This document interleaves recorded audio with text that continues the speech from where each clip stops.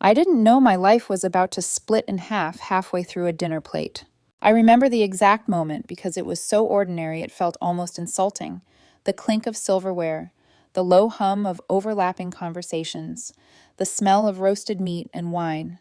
I was sitting at my mother-in-law's dining table, chewing slowly, when she set her fork down and looked straight at me with that familiar expression, the one that always meant she'd been holding something back all day. "So," she said, loud enough that nearby conversations faded, "are you still working at what's it called? That computer repair place?" I answered calmly. I always did. I told her my actual title, Network Security Analyst, 8 months into a new role, same company, better position, stable income, a life I was proud of. She waved it off like I'd just confessed to collecting bottle caps for fun. "You know," she continued, wine glass in hand, "when my son told me he was marrying someone in that field, I assumed he meant someone important. You know, people you see on television, innovators, entrepreneurs, people who actually matter." The table went completely silent. Then she said it. "Instead, he brought home someone who just fixes broken computers. No ambition, no drive. Honestly, a complete waste of potential."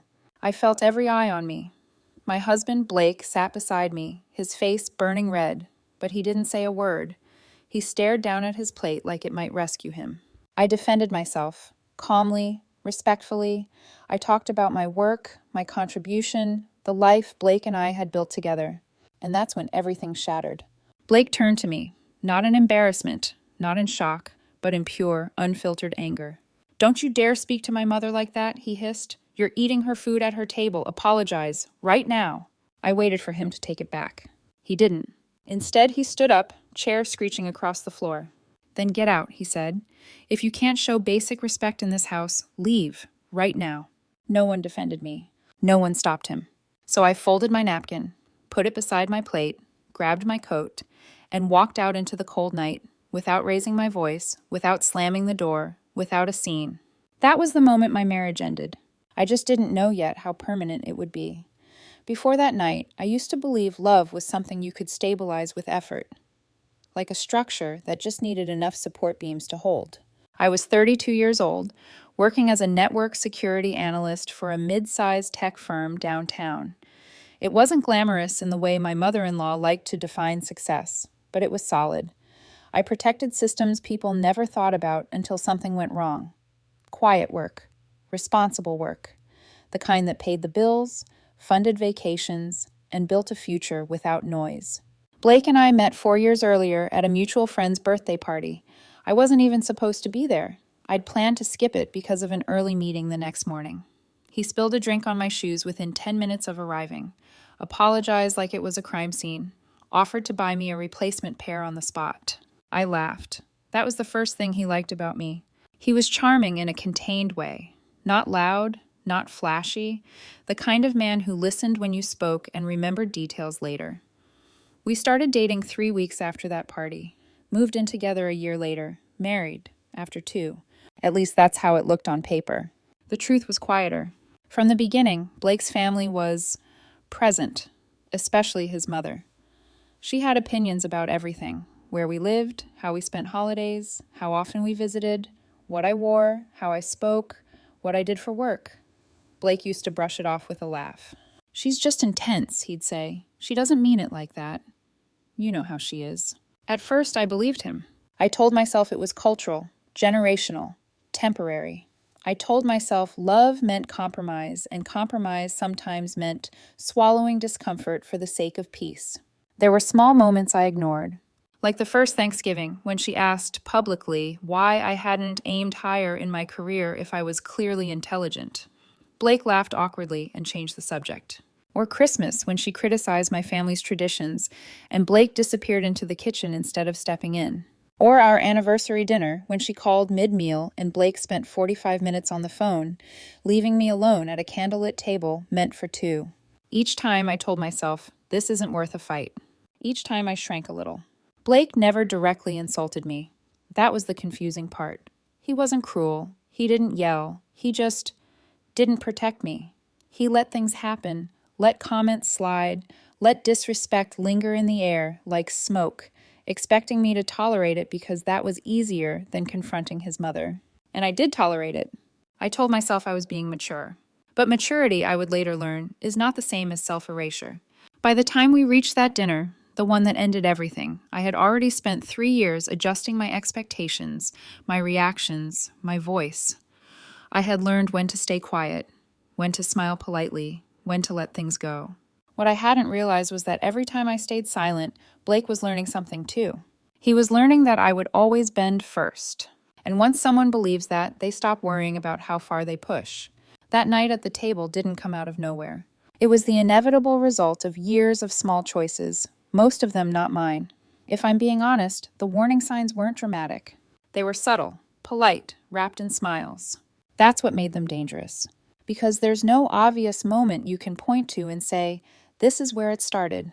It starts in the way your husband's hand slips out of yours when his mother enters a room, in the way his eyes avoid yours when she makes a joke at your expense, in the way he says, just ignore her, like ignoring disrespect is a skill a wife is supposed to master. For a long time, I blamed myself for noticing. I told myself I was too sensitive, too proud, too unwilling to fit in. I tried harder. I became the woman who brought the right wine, laughed at the right moments, offered help in the kitchen, even when no one asked. I memorized the family dynamics like a survival manual. Who needed praise? Who needed space? Who needed to be treated like the main character? Blake's brothers were the worst for silent complicity.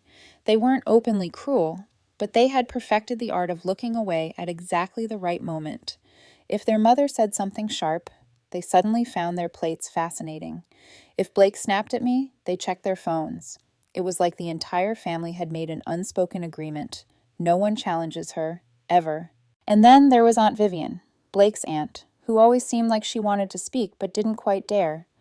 The kind of woman who would squeeze my arm in the hallway and whisper, "You're doing great," then disappear before anyone could hear her offering support.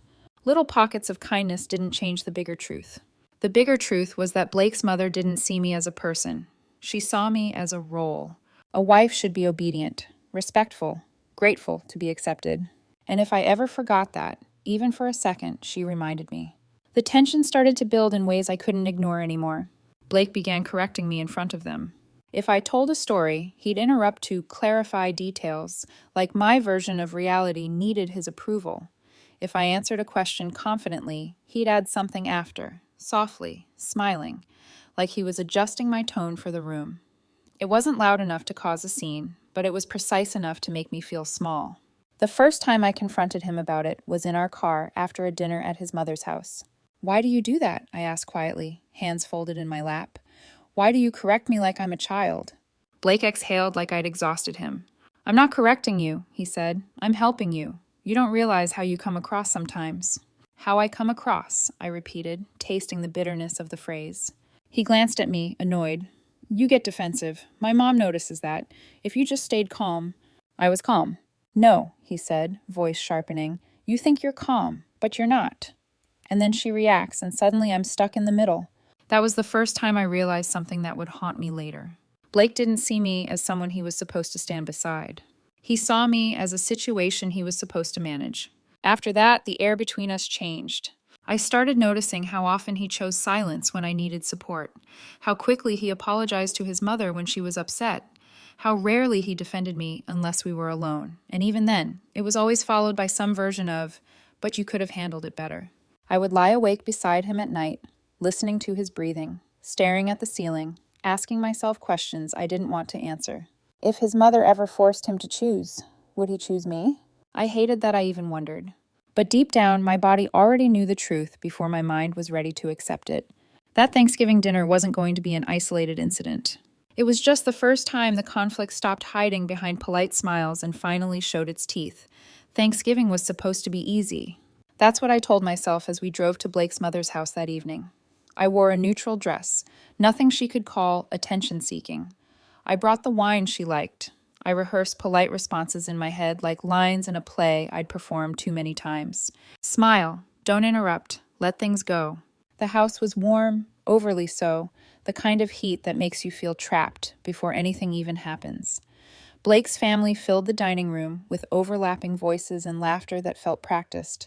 His mother kissed his cheek, barely glanced at me, then immediately began rearranging place settings like she was restoring order to something chaotic.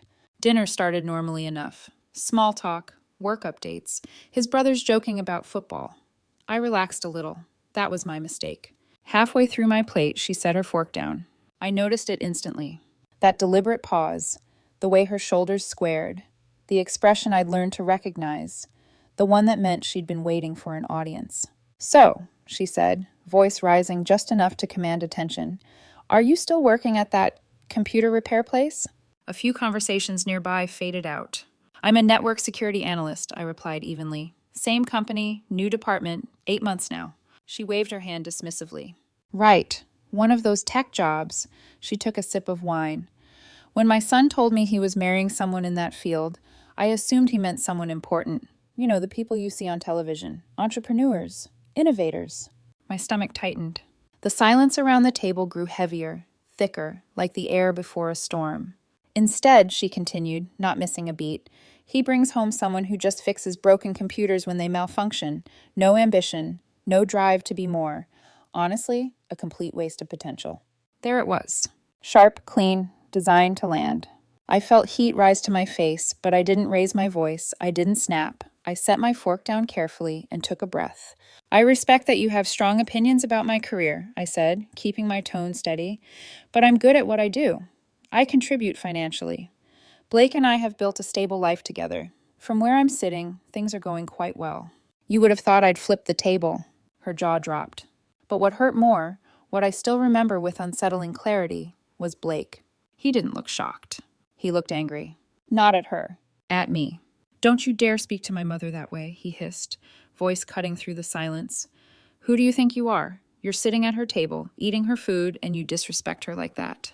For a moment, my mind refused to catch up. "I didn't disrespect anyone," I said quietly. "I defended myself." "You need to apologize," he snapped. "Right now." I looked around the table. His brothers avoided my eyes. His aunt studied her wineglass like it held the universe's secrets. No one said a word. "I'm not apologizing for standing up for myself," I said clearly. That's when Blake stood. His chair scraped loudly against the floor, the sound echoing in the room. "Then get out," he said. "If you can't show basic respect here, leave, right now." Time slowed. I waited for him to laugh, to soften, to realize what he'd just said. He didn't. He stood there, arms crossed, waiting for me to break. So I stood, not shaking, not crying. I folded my napkin neatly, placed it beside my plate, pushed my chair in, grabbed my jacket from the back of the chair. "All right," I said simply. For a split second, his eyes widened, like he'd expected an argument, a scene, tears. He got none of it. I walked to the front door, picked up my keys, and stepped outside into the cold air. The door closed behind me with a soft click. No slam, no drama. Just finished. I sat in my car for a full minute, hands on the steering wheel, staring at the house. Part of me expected the door to open, for Blake to run out, apologize, take it back. The door stayed closed. I started the engine and drove home alone. That was the moment everything changed. Not because of what his mother said, but because of what my husband did. The drive home felt longer than it actually was. 30 minutes stretched into something shapeless and quiet. The road lights blurred past my windshield, and my phone sat untouched in the cup holder, dark, silent, accusing. No calls, no text, not even a "where are you?" or "we need to talk." Nothing. I didn't cry. That surprised me. I kept waiting for the wave to hit, for the shaking hands, the sobs, the kind of breakdown people expect when a marriage cracks in public. But instead, there was a strange, almost clinical calm, like my body had skipped grief and gone straight to clarity. When I unlocked the apartment door and stepped inside, the silence felt different, heavier, as if the space itself knew something fundamental had shifted. I stood in the living room and looked around. Our couch, our photos, our shared life arranged neatly on shelves and tables, shoes by the door, his jacket draped over the chair like he'd be back any minute. And that's when the thought landed, not loud, not dramatic, just solid and undeniable. He told me to get out. Not his mother. Him, in front of everyone. I replayed the moment over and over, the way his voice sharpened, the certainty in his posture, the fact that he never once tried to stop me from leaving. That wasn't a mistake. That was a decision. I went to the bedroom and opened the closet. My hands moved before my emotions caught up. I pulled out a duffel bag and laid it on the bed. I packed slowly, methodically. Clothes first, toiletries, my laptop, important documents, things that were unquestionably mine. I didn't touch anything shared. I didn't rush. I didn't panic. It felt less like running away and more like preparing for a business trip, one that just didn't have a return date yet. That night, I barely slept. Not because I was heartbroken, but because my mind wouldn't stop organizing. What do I need? Where can I stay? What comes next? By sunrise, I had answers. The first call I made was to Ethan. He picked up on the second ring. "Hey," he said, "everything okay?" "Not particularly," I replied honestly. "Do you still have that spare bedroom?" There was a brief pause. "Yeah," he said, "you need it?" "For a bit, a week or two, I'll pay rent." Another pause, softer this time. "Come over whenever you're ready. No questions, no judgment." I exhaled for what felt like the first time since Thanksgiving dinner. Friday morning, I started documenting everything. Every room, every piece of furniture. I took photos from multiple angles, opened drawers, logged appliances, pulled up our lease agreement, bank statements, utility bills, anything that could matter later. I wasn't angry. I was precise. Around noon, my phone finally buzzed. A text from his mother. "I sincerely hope you've learned your lesson about showing proper respect. My son deserves better than someone who can't control her temper." I stared at it. Control my temper. I hadn't raised my voice. I hadn't insulted anyone. I'd left quietly when ordered to.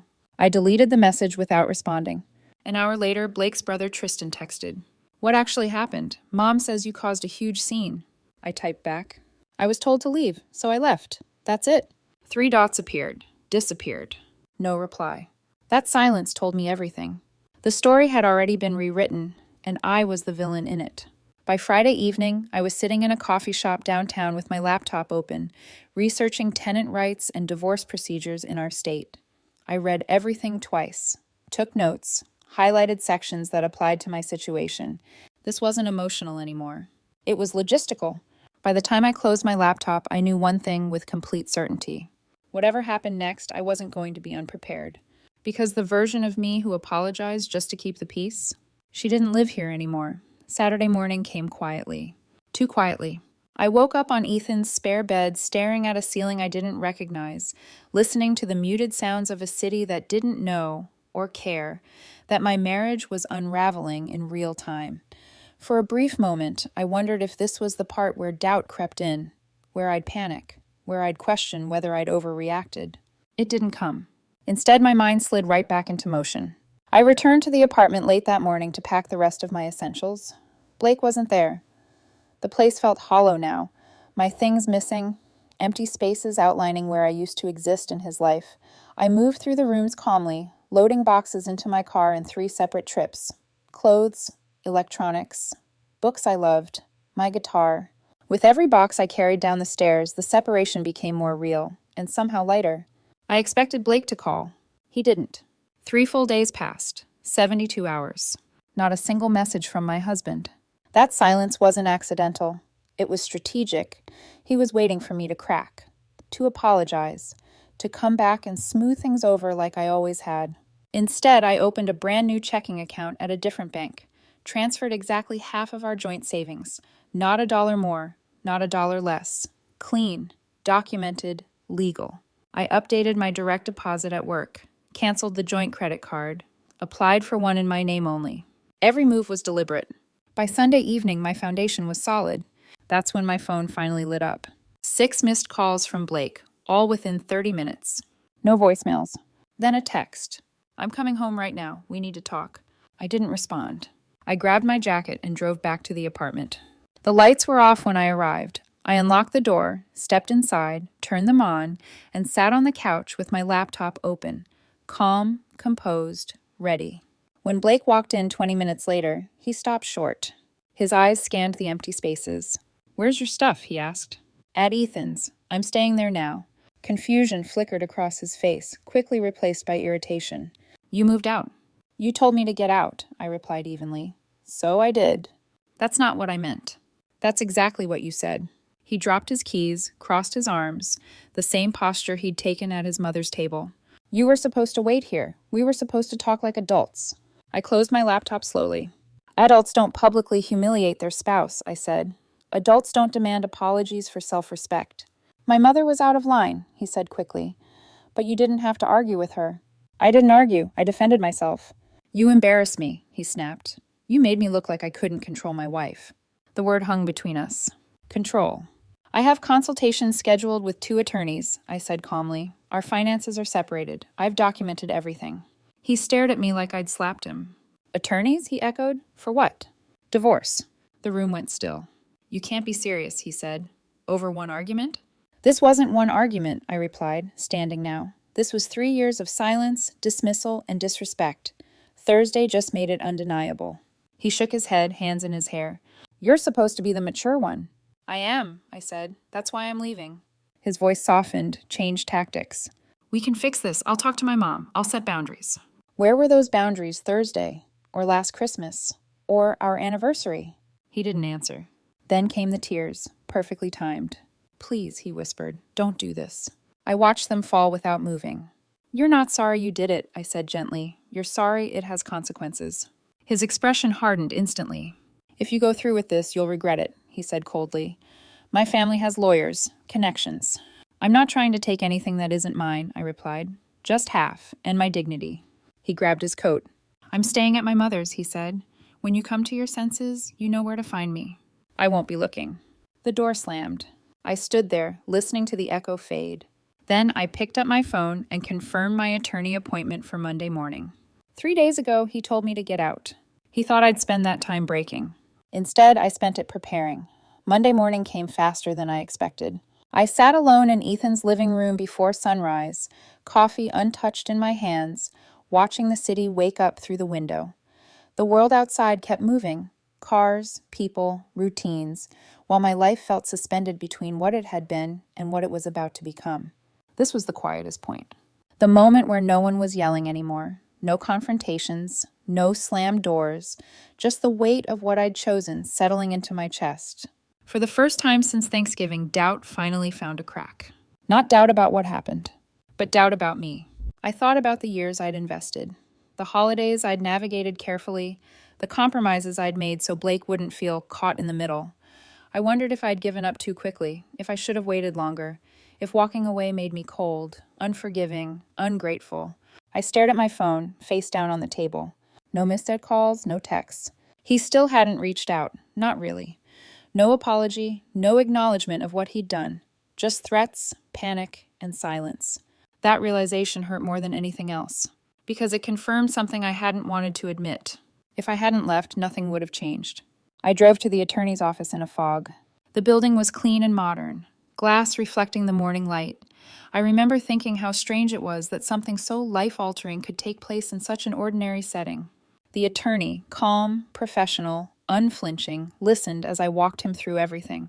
I kept my voice neutral, no dramatics, just facts. Thanksgiving dinner, the humiliation, Blake telling me to leave, the silence, the threats. He nodded, took notes. You've already separated finances? He asked. Yes, exactly half, fully documented. He smiled slightly. You've made my job much easier than most. That should have made me feel strong. Instead, it made everything feel terrifyingly final. By the time I walked back to my car, my phone was buzzing nonstop. Tristan, Blake's cousin, a mutual friend. Then Blake again, 6 missed calls in 10 minutes. I didn't answer. That afternoon, the messages shifted, from disbelief to pressure. You're being extreme. Marriage takes forgiveness. Everyone says things they don't mean when emotions run high. I read them all, sitting on Ethan's couch, feeling smaller with each one, not because they were right, but because they all ignored the same truth. No one was asking how I felt. They were asking why I wouldn't absorb the damage quietly. That night was the lowest point. Not because I missed Blake, but because I grieved the woman I used to be, the one who would have apologized just to make the discomfort stop, the one who believed love meant endurance, the one who thought being chosen meant staying quiet. I curled up on the spare bed and let myself feel it fully. The loneliness, the fear, the loss of the future I'd imagined. I didn't cry because I wanted him back. I cried because I was finally letting go of the idea that he ever had my back to begin with. Somewhere between midnight and morning, something shifted. I realized this pain wasn't a sign I'd made the wrong choice. It was the cost of making the right one. And costs once paid don't get charged again. When I woke up Tuesday morning, the ache was still there, but it was quieter, more distant. I wasn't breaking anymore. I was shedding. Tuesday changed everything, not with drama, but with clarity. It started with a voicemail. I almost deleted it without listening. Blake's name sat on my screen like a bruise I didn't want to touch. Something in me hesitated, then pressed play. His voice sounded different. Not angry, not defensive. Unraveled. "I talked to a lawyer yesterday," he said quietly. "They told me you did everything right, that I can't fight the asset split, that this is really happening." There was a long pause. I could hear his breathing. "I didn't think you'd actually do it," he continued. "I thought you'd come back, apologize, like you always did." That sentence landed harder than any insult his mother had ever thrown at me, because it was true. He wasn't shocked that I'd been hurt. He was shocked that I'd finally stopped absorbing it. "I don't know who you are anymore," he said. "This isn't the woman I married." The voicemail ended. I sat there for a long time, phone resting in my palm, heart steady. He was right about one thing. I wasn't the woman he married. That woman would have apologized Thursday night. She would have sent flowers. She would have begged for peace at the cost of her own dignity. This woman, she had learned the difference between love and convenience. Later that afternoon, my attorney emailed me. Her lawyer contacted us. They want to discuss settlement terms. It looks like they're no longer planning to contest anything. We should have this finalized in 4 to 6 weeks. I stared at the words until they fully sank in. They weren't fighting anymore. Not because they'd suddenly understood me, but because the facts were undeniable. For the first time since this started, I felt something close to power, not the loud kind, not revenge-fueled or dramatic. Quiet power. The kind that comes from standing still while everyone else scrambles. The phone calls slowed after that. When Tristan called again, his voice was different. "She's not doing well," he admitted. "She didn't think you'd go through with it." "I know," I said softly. There was a pause. "For what it's worth," he added, "I think you're doing the right thing. She won't admit it. None of them will, but you are." After we hung up, I went for a walk. No destination, no music, just the sound of my own footsteps and the cold air filling my lungs. And somewhere between the cracked sidewalks and quiet storefronts, it clicked. This wasn't about proving anything. Not to Blake, not to his mother, not to his family. This was about choosing myself, fully, finally, without negotiation. I had spent years waiting for permission to be respected. I didn't need it anymore. That night, I slept better than I had in weeks. Not because everything was resolved, but because I'd crossed an invisible line inside myself. There was no going back. And for the first time, that didn't scare me. It felt like freedom. Once the papers were filed, the story stopped being private. Wednesday morning, everything became official, legal, recorded, irreversible. By noon, the ripple effects started. I didn't hear it from Blake first. I heard it from the noise. My phone buzzed nonstop while I was at work. I turned it face down during a meeting, but when I checked later, there were missed calls stacked like evidence. Extended family, mutual friends, people who hadn't checked on me in years, but suddenly felt entitled to my decision. Blake must have found out before he was formally served. Family connections, courthouse gossip, it didn't matter.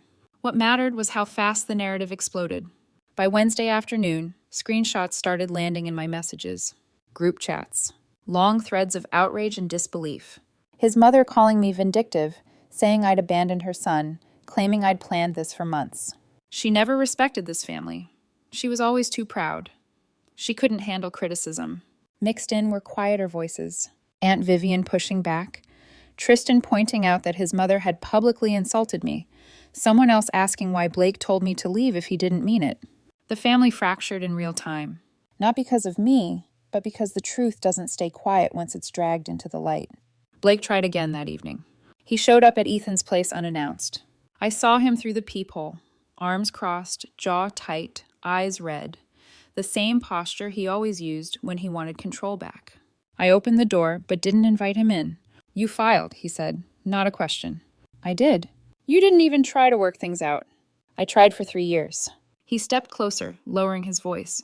"Withdraw the papers. Come home. We'll fix this." "No." The word landed clean and final. His face hardened. "You're being selfish. You're ruining everything because your feelings got hurt." "My feelings didn't get hurt," I said evenly. My respect was violated. That's when desperation cracked through. "I'm sorry," he said quickly. "I made a mistake. Isn't that enough?" "You're not sorry you did it," I replied. "You're sorry it worked." Silence. Then the shift. Fine. Cold. Controlled.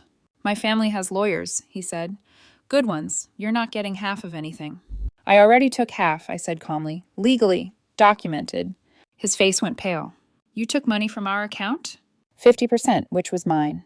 He stared at me like he was seeing me for the first time. Then he turned and walked away without another word. 2 days later, he was served at work. I know because he texted me. You had me served in front of my coworkers. How could you? I replied with a single line. Would you have preferred your mother's house? No response. That evening, his mother came to Ethan's door with Tristan and Vivian. An intervention. She didn't ask how I was. She didn't apologize. She demanded.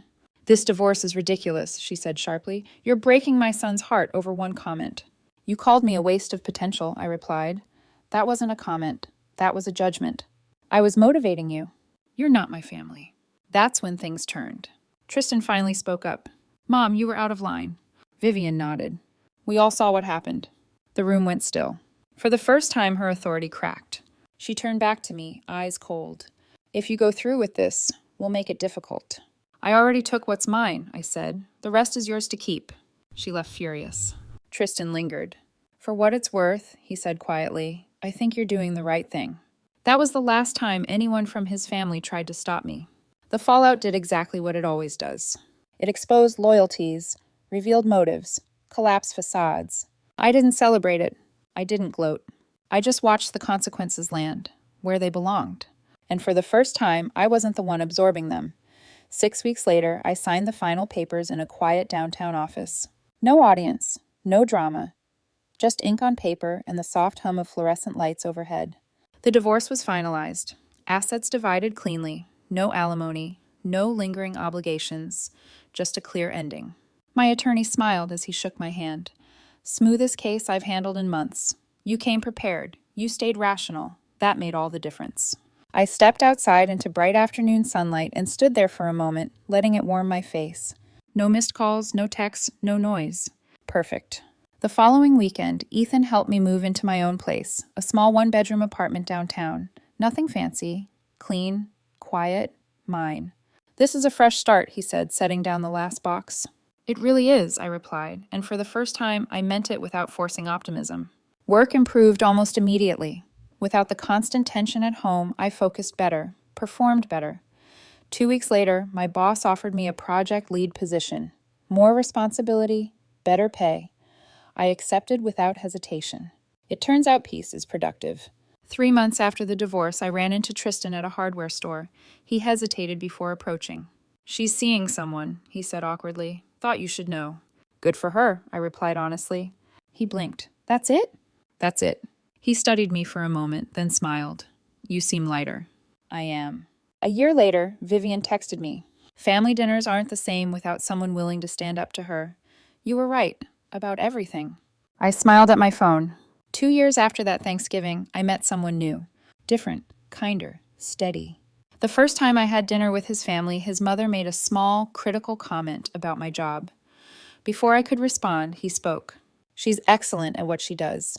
If you can't respect that, we're leaving. His mother backtracked immediately. On the drive home, he reached for my hand.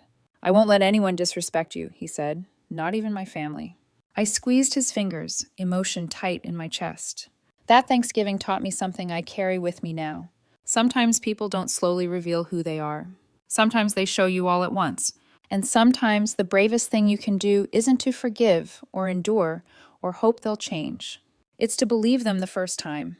I believed him. I left. I rebuilt. And I never looked back.